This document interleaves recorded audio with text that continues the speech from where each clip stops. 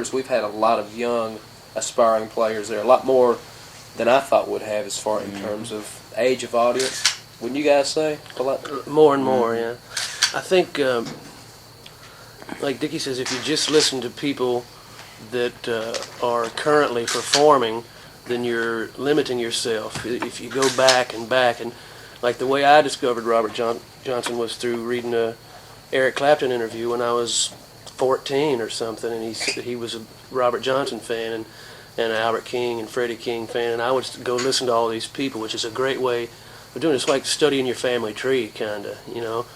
And to not limit yourself to who you can listen to, because a lot of people think that they can only listen to the cool players that everybody knows of, but there's some even cooler players that nobody knows of, you know, and if you try and find out who these guys are, maybe they'll help influence your style and make you a little more unique than if you just listen to the people on the radio. Do you guys still go out and see like some of the old favorites? Like you guys When see we Big can, Picture? yeah. Yeah. Uh-huh.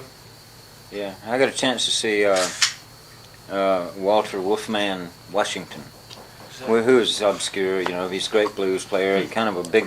He almost has a Bobby Bland kind of little Milton mixed with Buddy Guy kind of thing. Would you say that's a good Yeah. thing? But a real hopped up version. He's kind of Yeah, real- you know, but a very obscure player, and he was playing in a little club not much bigger than this in New York.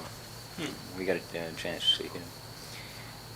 When you see the older guys perform, does it make you think, well, Christ, I mean, hell, if this guy's, you know, it's like 65 or 7 years old doing this stuff, I mean, why couldn't he be out there? Well, years that's the great thing about jazz or the blues or that sort of thing. It's trendy, and you know, if you play great and you still enjoy it, why not be playing it when you're 60 or 70? A lot of guys are playing better when they're 60 than they were when they were 20. definitely.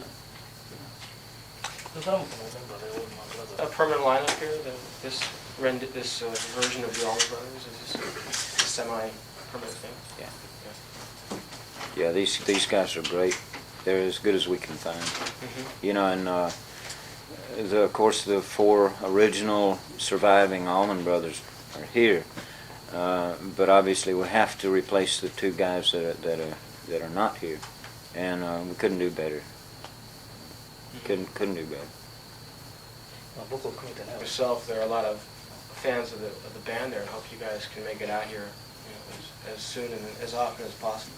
Yeah, we've been looking forward to coming here for years. Yes. Mm-hmm. Years. This is the first time? First time. Greg was over here on a Greg Allman and Cher, which was different, you know. Yeah, a little bit different. Yeah, and, It's a little different. Sure. Cher played slide.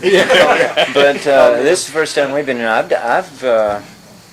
I've done interviews before when somebody was in the U.S. You know. So I think some people here are familiar. Well, yeah, there's a lot of people here familiar with us. And, but first time, looking forward to it. Looking forward a lot to the show tomorrow night, and hope you the best of luck. Yeah, thank you. Thank you. So we'll get some photos and then Yeah. get some guys on Done. the way. very much. Yeah.